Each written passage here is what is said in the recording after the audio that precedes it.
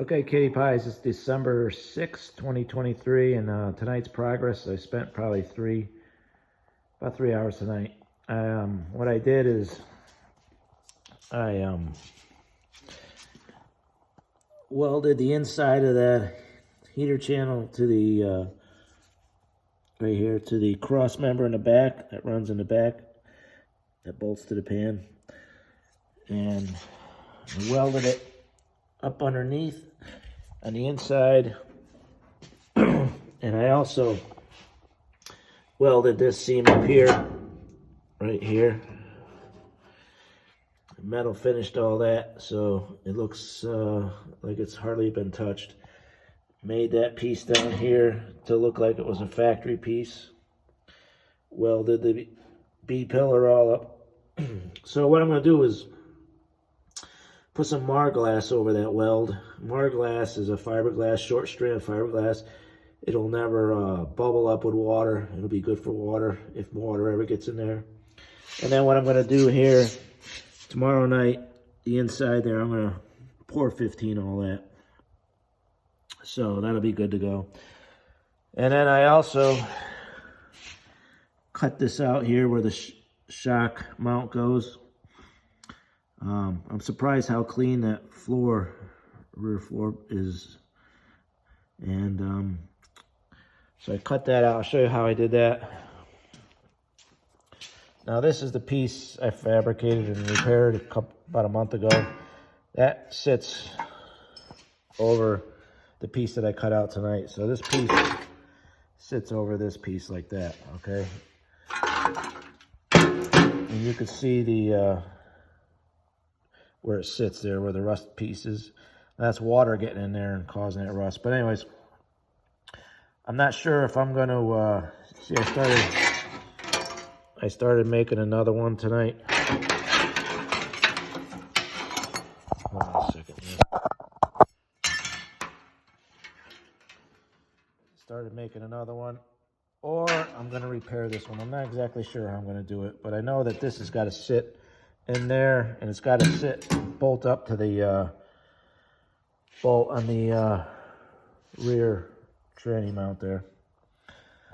So this is going to give me a run for my money here, this piece here.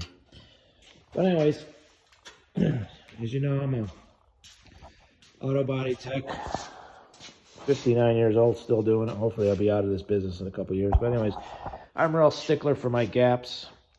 This car was a fat gap car because it was a flint gray car. You can see the dash. And the lighter cars always had the bigger or the bad gaps. This car was naturally a fat gap right here on both sides, this car. A little too fat for me. I wanted to close them up, so I closed this side up a little bit. You know how I did it? And right now it's sitting on a pan. Now on these hinges, you can move them in and out like this. That'll get this movement. But you can't move it back to back, okay? Move it back. So what I did is, you can see here, I cut some sheet metal down right here. I just loosened up those Phillips bolts. And this is just sheet metal I did just to test fit it. So I slid it in the back here, and that pushes that hinge back a little bit, okay? Now this gap here was really tight. So I knew this was not right. So I shimmed these two hinges back, and that closed up my gap to where I like it now. As you can see there, this looks good here. It's not hitting the bottom of the heat channel. I got a nice even gap all the way up, okay? Now it gets a little fat here. It's not bad, but believe it or not, I'm gonna make that up with some body filler to match it. It's just gonna be probably a 1/16 of an inch right there. And then I noticed on all the Volkswagens, these tops here are always a little wide there, and they narrow out a little bit as they go. So there's no way I'm going to get a perfect door fit on this. It's just the way it is. Now on this side, the gap was really fat on this door. And what I did also is I shimmed the top hinge only. I didn't have to shim the bottom hinge. So I got a good gap here. Okay, it moved it back here a little bit so it's not so close here. Okay, I'm looking good. Once again, it's a little fat right here, but it closed up this gap. That's the exact gap I want. That's a really nice gap there all the way down. Okay. And if you look here, looks good here. Now, you want this to sit just a tad high because once you get the weight of the glass and everything in there, it's going to push down on that door a little bit.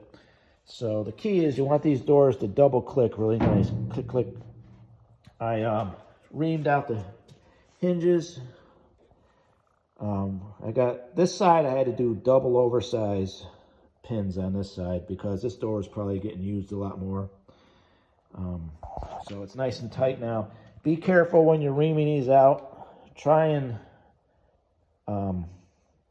do this piece here on a drill press if you can, and take your time because that one down there I messed up a little bit. Good thing it was the first size over, but I bought the second size over. I drilled it nice.